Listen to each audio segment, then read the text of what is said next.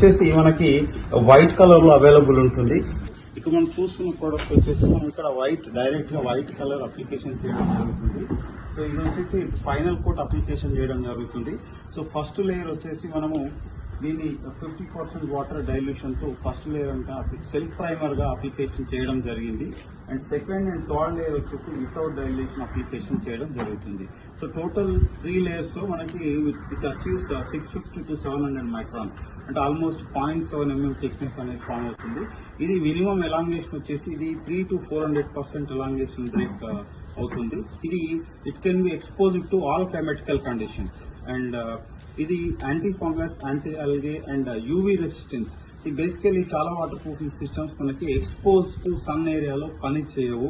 so ఈ product వచ్చేసి special గా మనకి ఎండ పడినా కూడా దాని యూవీ రేస్ అనేది మనకి కోటింగ్ లైఫ్ ని, కోటింగ్ పర్ఫార్మెన్స్ ని